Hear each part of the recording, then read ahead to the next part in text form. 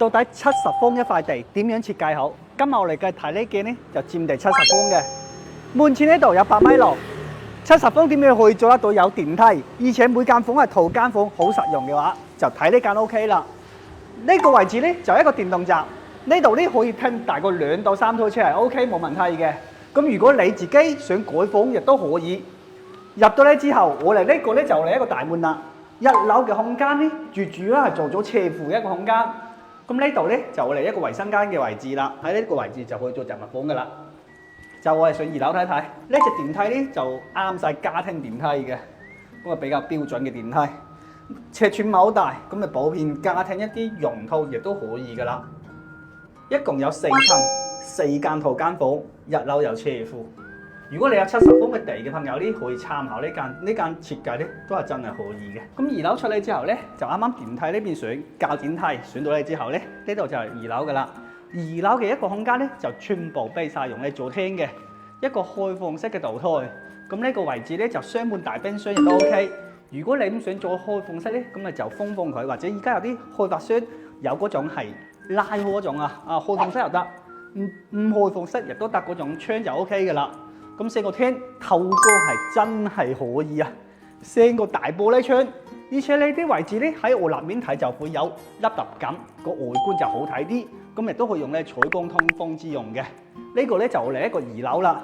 成個2樓真係唔暗，因為四邊都係有窗嘅。我嚟上3樓睇睇吧。呢個樓梯咧就大概1.幾米左右嘅梯間，咁啊行上咧亦都好舒服嘅。啲設計呢啲係用嚟採光用噶啦，呢啲嚟梯位。3、4樓咧就係要做咗房間，咁每層咧就2間套間房。呢層套間房 OK 吧？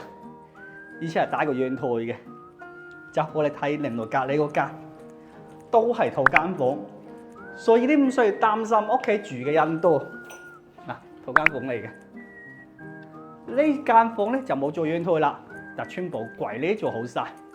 個呢邊有個側邊窗咧，用嚟採光之用嘅，啲設計可以參考，真係唔錯。4樓嘅格局咧，同3樓咧差唔多。呢梯間係咪幾好？採光 OK。你扶手喎，其實佢係設計得幾好嘅，行上嚟幾舒服嘅。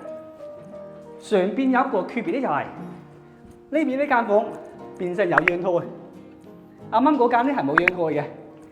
係嘛？呢間咧就變成有陽台啦，過嚟睇，好過癮。啱啱下邊呢間咧就有陽台嘅，佢就變成冇陽台啦。4房4間套間，佔地70方，做咗電梯，可以參考呢間，真係唔錯嘅。前邊就係市場啦，地鐵口喺附近。有興趣選係呢間都會過嚟睇嘅。